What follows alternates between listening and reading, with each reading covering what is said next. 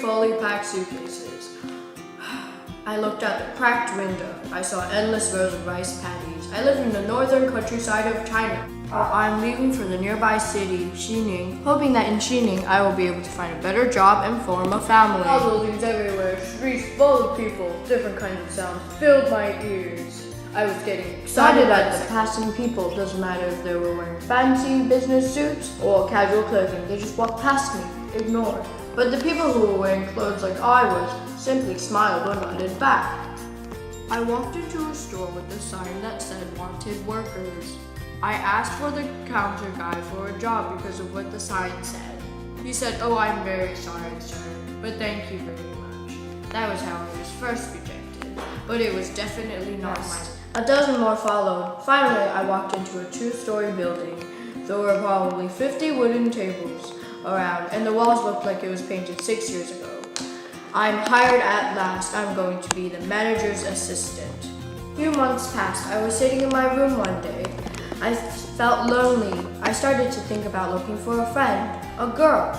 I knew I needed money to find a girl, so I started to save some money. The manager and I became closer friends. He invited me to go to a local school one day.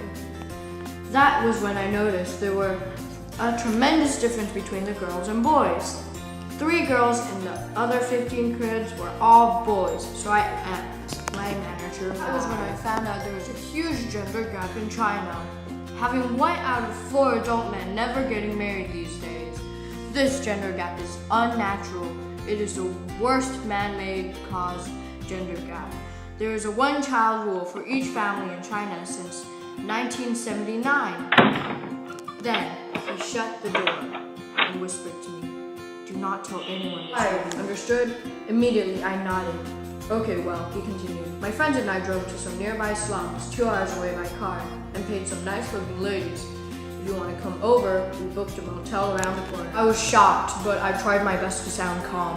"Oh, I'm thrilled." "No, thanks." After work, on my way walking home, I saw men with wives. Anger built inside me, jealousy and unfairness. When I got to my cramped apartment with only a bathroom, a kitchen, and a twin-size bed and a TV, that was when I started to realize I will never get married. But I can't. My family is depending on me. I do not want to be alone all my life. I felt my face got hot. My hands covered my face and I screamed.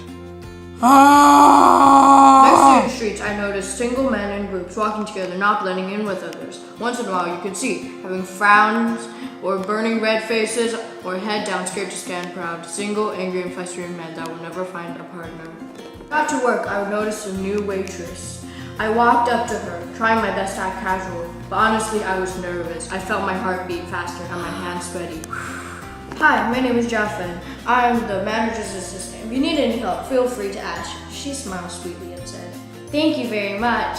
My name is Hua Ying." A few months passed. The waitress and I got along very well. We shared the same interests. We got closer and closer. We took long walks at night and had lots of dates, movies, dinners. Even though we didn't have a lot of money, I had the time of my life. It is becoming a trend now for the husband to be older than their wife. I'm 16 years older than her. Her parents were satisfied with the amount of money I had. We got married. One day, we considered having a child. Another couple months passed. My wife was pregnant. We decided that we wanted a baby boy because the male gender gets to pass down their family name, has greater earning potential as an adult, and has a better ability to take care of us when we're old. The technology, ultrasound, we were told that our baby was a girl. My heart sank. We made the choice for abortion for our own. 1 year after abortion, my wife was pregnant again. When the pregnancy progressed, we went to the hospital. But they told us that the government has banned the use of ultrasound to consider abortion due to the gender gap since 2000. That night, my wife and I discussed about what will happen if it really was a girl again. That was when the idea hits me. My parents had to pay quite a big amount of our wedding and apartment. Who knows, we probably won't be able to afford that kind of money. As an adult, due to so many men, my daughter will have no trouble finding a good husband. To our conclusion, we were both very satisfied. But it doesn't matter for what gender. We should treasure life as it comes. We should accept and respect it.